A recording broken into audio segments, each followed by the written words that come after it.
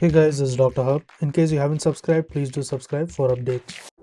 Now let's look into the components of the limbic system. So in case of the limbic system, first we have the cingulate gyrus. So next to the cingulate gyrus is the hippocampus. So within the hippocampus it lies the mammary bodies, MB. Then along with that you have the thalamus as well as the hypothalamus. Then comes the septal nuclei as well as the amygdala. So septal nuclei is present, amygdala is present. Then below, next to the hippocampus, you have the dentate gyrus as well as the presence of the parahippocampal gyrus.